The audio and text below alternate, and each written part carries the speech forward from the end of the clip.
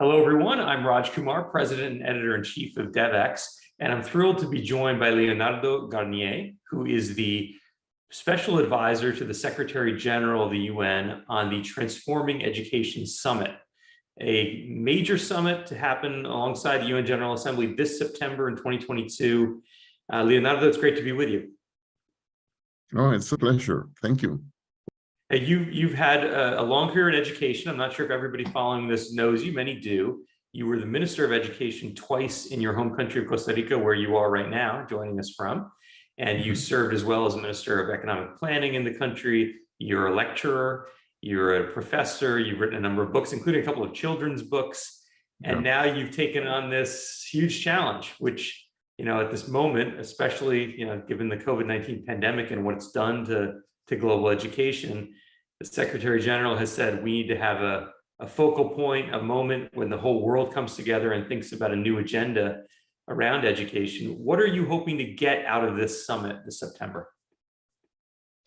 Well, I guess it's a little like in Dickens, it's the worst of time and the best of times.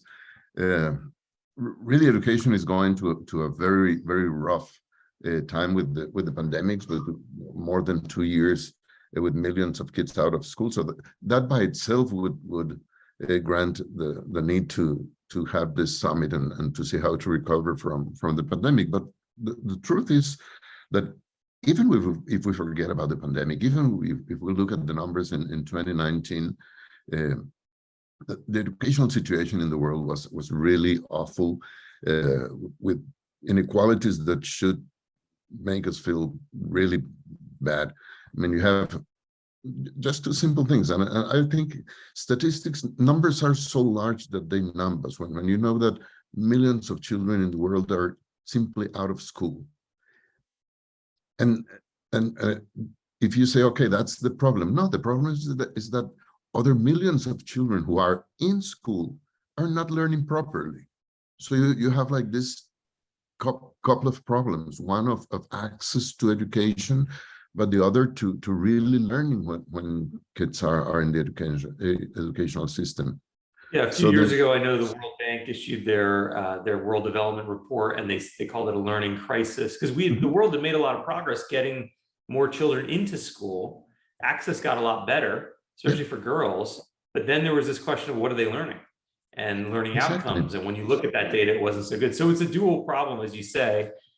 Why do you think that is? Why do you think, I hear a lot of opinions when I talk to people who are leaders in global education.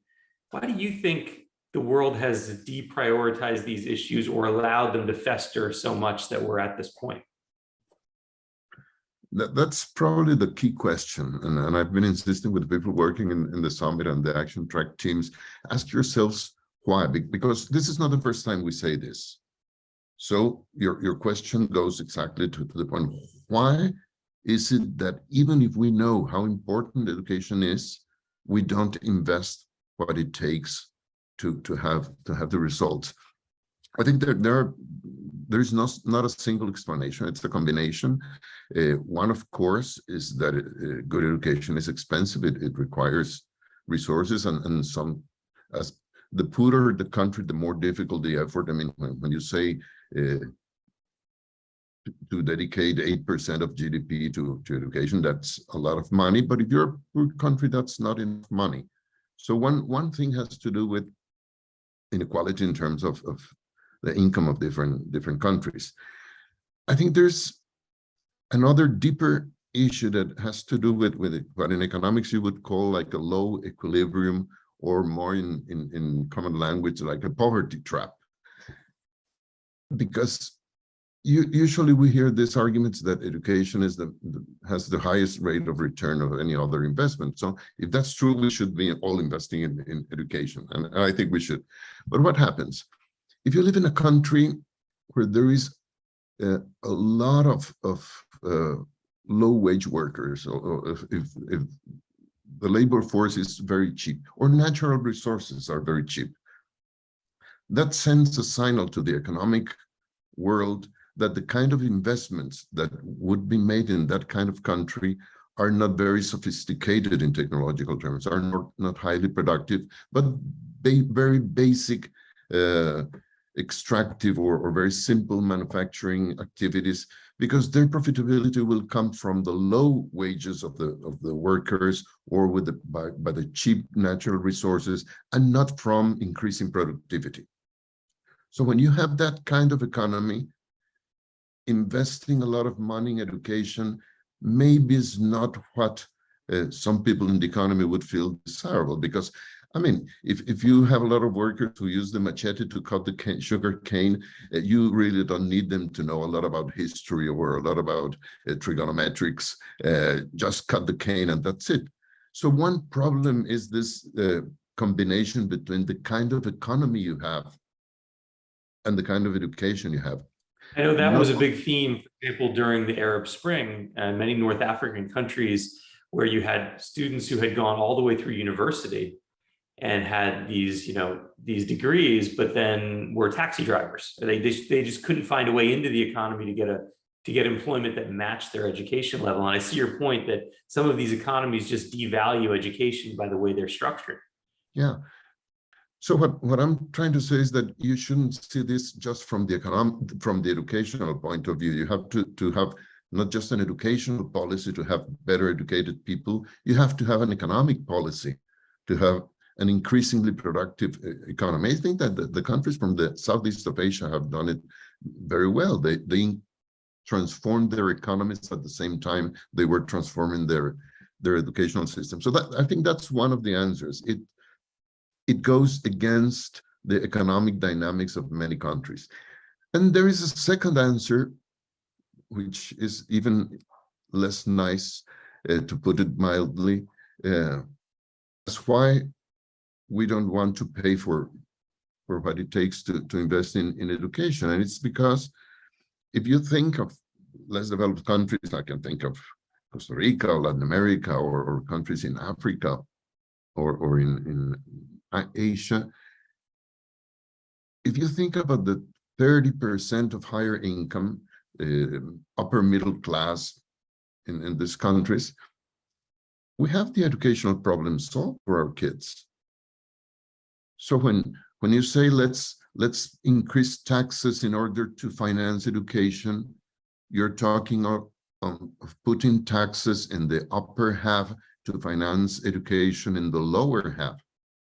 And that's politically very difficult. We're selfish, and it's really, I don't want to pay taxes for the education of other people's children. So here, what you really need is for that lower half of the population, I don't know how to put it, to get mad, to get angry, to demand. If everybody says that education is a right and you're not getting it, then you should demand that right. It will be good for you, for your kids, but it's going to be good for the country in the long term. So it's a political issue. Some people in this space, Leonardo, they'll say, well, you know what, countries actually are spending enough on education. Many are spending 4 to 6% of their national budget, but they're not spending in the right ways. They're not using the right approaches. How much of it do you think is that versus what you just described, that basically there's not enough resources going to education because they're skewed toward, wealthier people in many of these low-income countries? That both things are true, but the magnitude of truthness are very different. Of course, we can do better with the resources we have. You can be more efficient. You can put the money where you need it. But when you listen to the numbers, and I'll give four numbers. Higher income countries invest $8,000 a year per student, 8,000. Upper middle income countries spend 1,000. So you go from 8,000 to $1,000 per student. You can do something with efficiency, but from 8 to 1, it's not that easy. But when you go to lower middle income countries, they invest $245. So it's from 8,000 to 250. And the lowest income countries invest $50 per student. So, sorry, it doesn't matter who says that you can do more with less. With $50, you cannot do what you can do with $8,000. So, yes, of course, it's a question of efficiency, but much more than that. is a question of investing more resources into education. And of course, if you're in a poor country, you cannot invest like Finland, but you have to invest more than what you're investing right now if you really understand that this is an investment. On that point, should we expect the Transforming Education Summit to generate commitments from governments, from donors? Should we be looking for dollar signs to come out of that event? I think that it is essential, is beginning with countries, that governments actually commit themselves to support their investment in education, because it will always be the biggest chunk of the budget, the one financed through national or through government money. But of course, there is also the question of the role of multilateral banks or regional banks financing education. They should devote a larger portion of their portfolio to education. Donors can be very important, especially for lower income countries, where international cooperation and private donors can make a difference. But then again, when we talk about this international financing, I would go back to what you were saying about efficiency. The use of external funding should promote transformations. You shouldn't use aid or cooperation or private sector money to finance your routine, your teacher salaries or the building of the schools, except on very difficult situations. You should use that money to transform your educational system, to see how do you change the way in which teachers are trained, for example, or how do you change the way in which your curricula is organized, so that I mean, the two most basic questions: why is it that kids are not learning to read and write? Why is it that they are not really learning numeracy? Well, we know how to do that properly, so use that money to promote those transformations. I mean, the word transformation sounds kind of big. It sounds like maybe we're reimagining the way education is done. Is that the way to think of it? Should we be thinking about ed tech, education technology, digital tools, redesigning the classroom from the teacher in the front, teaching the kids sitting in their seats, to something more dynamic? Or is it more about just getting the basics through, that, as you say, that we already know how to teach reading and math? It's a combination. I mean, we've been talking about transforming education, I don't know, since Socrates, probably. Yeah, I remember reading, when I was at the university, reading Piaget and Paulo Freire and all these guys saying that how should we transform education so it's not this mere transmission of information from the wise teacher to the ignorant student, but rather the construction of knowledge. So this is not new. Of course, there are new things. For example, and this is very important, now we understand much better how the brain learns to read.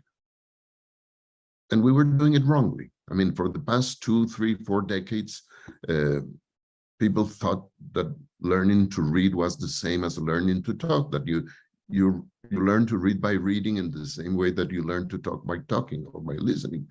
Well, it doesn't work like that. So now we know that, and you can have very simple and small changes in the way you teach. I'll give you just an example I read from Stanislas Dehaene, which is a French neuroscientist, and he discovered something that, well, not only him, that it seems very obvious. Usually when you teach reading, you show the kid this graph of a letter A or O or A, and you tell him or her how it sounds. So this sounds A, this sounds M now. Well, Dehaene says, well, that's not very smart, because children know the sounds. They speak. They know how words sound. So instead of going from the drawing of the letter to the sound, do it the other way around. Develop the phonological consciousness. Go from the sound A to the drawing of that sound. That's tiny, but it's powerful. So you go from that kind of very simple thing to the other part that you were saying. We're in the middle of a digital revolution, and we are not taking advantage of that in the world.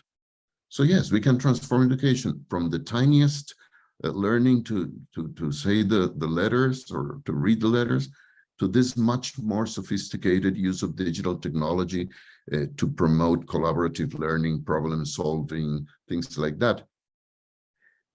But then again, we come, and the pandemic has been very interesting here, because the pandemic made quite apparent for all of us that we need digital to reach all the students. But at the same time, we learned that at least half of the children and half of the teachers in the world were not connected to the internet.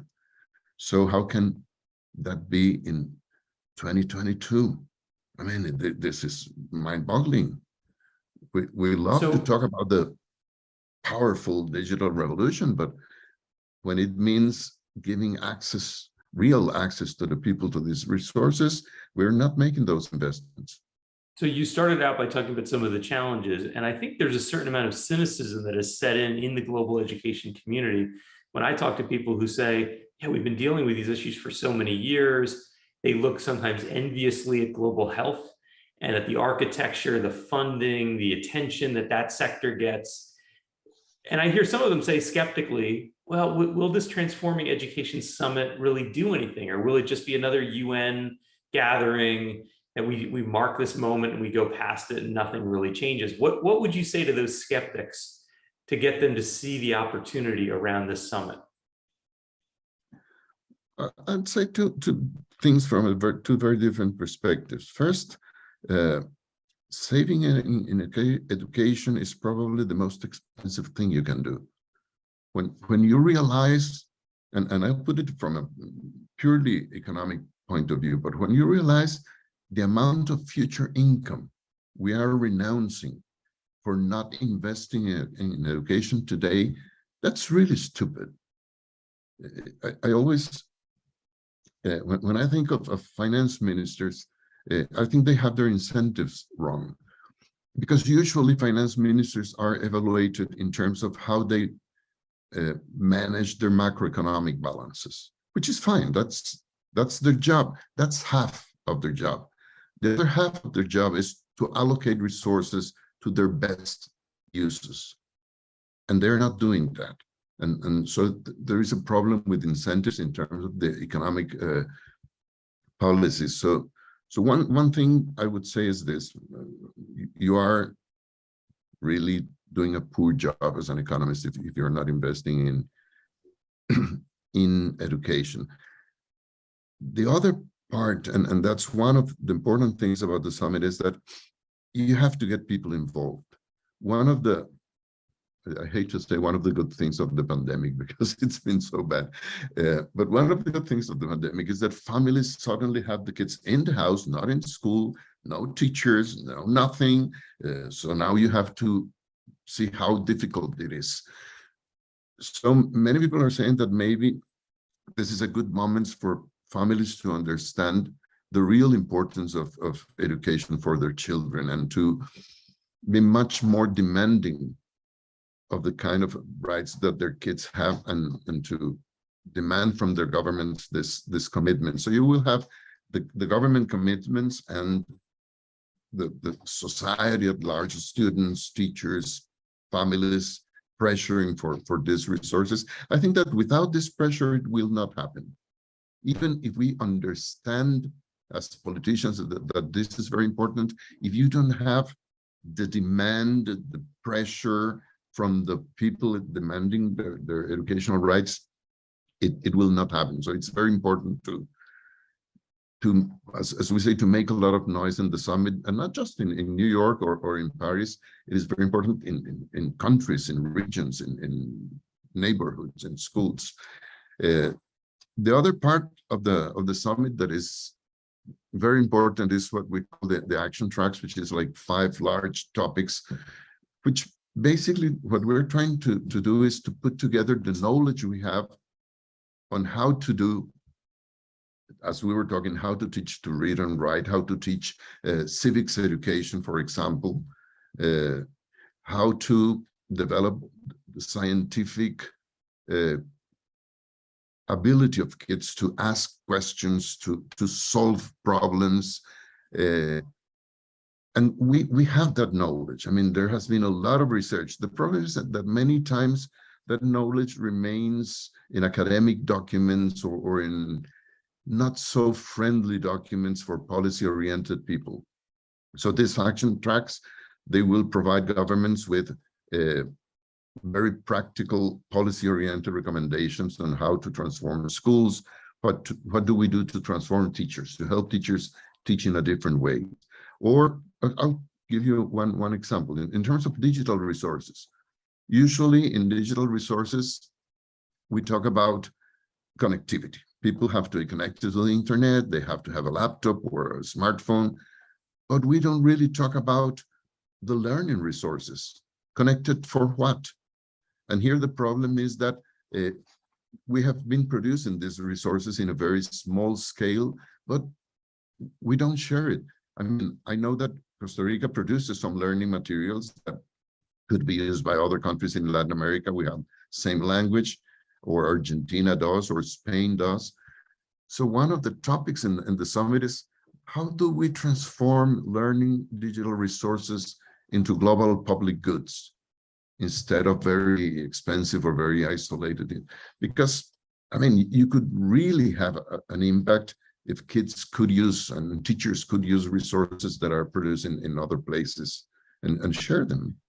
We're getting near the end of our time together, but I wanted to just ask another skepticism that I've heard, to give you a chance to respond to it, from some of the people in the global education space who say this summit, because it's a UN summit, has to have every issue, every constituency, and so it lacks clear focus. You know, you just talked about the 5 action tracks.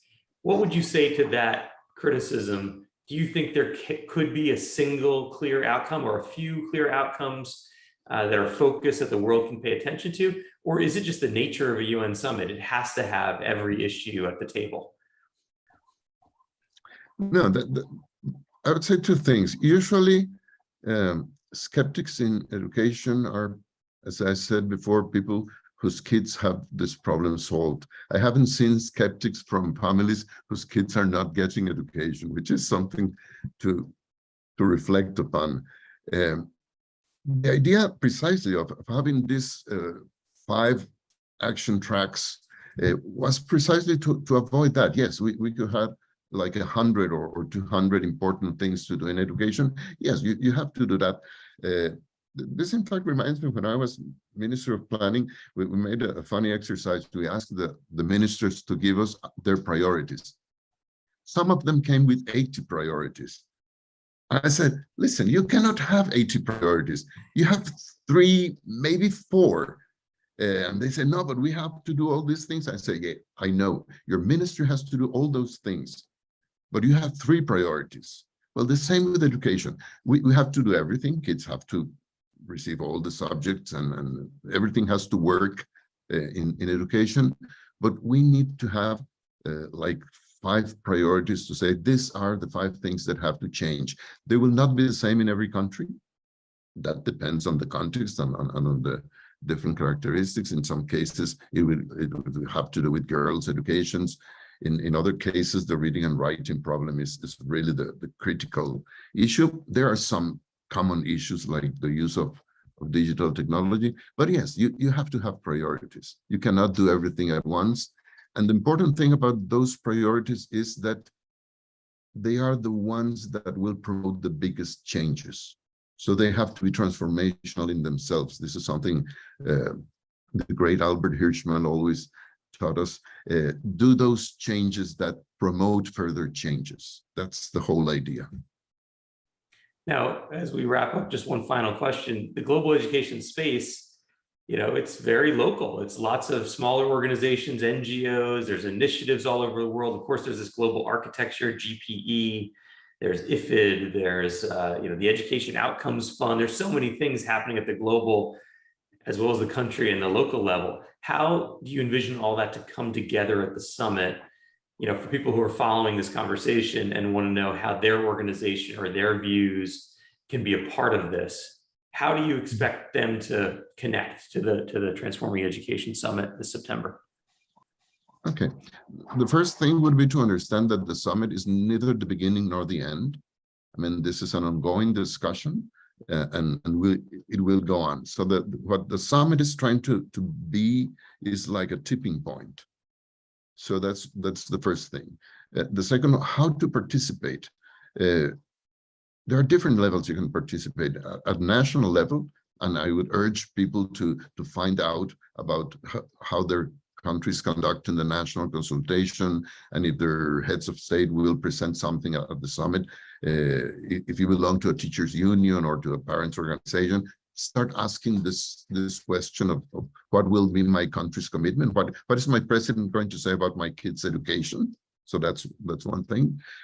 We also have this big public mobilization effort led by UNESCO and UNICEF, so that kids organizations all over the world, teachers organizations, civil society organizations are participating in this movement, which I would say it has to become a movement. You have to have an educational movement in the same way you have a climate movement.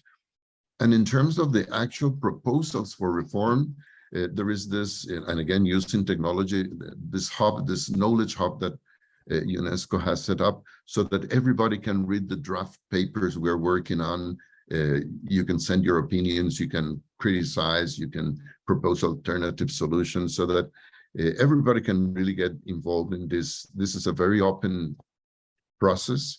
It's also very quick. It's from now to September, which is good, I think. At the beginning, it sounds it's very little time. I say, yeah, it's very little time. It's urgent. We need to understand this is an urgent problem. It certainly is. And this is an issue that, we've been covering for many years at DevEx, but we're going to be very focused on it in that short time leading up to this summit. We're going to cover the summit. We're eager to see what comes out of it. As you say, can it be a tipping point to more dramatic change and even transformation in the sector? Leonardo Garnier, good luck on your work, and thank you for taking the time to speak with us here today. No, it's really a pleasure, and literally there are millions of kids depending on this, so we cannot fail. Thank you. See you in New York in September.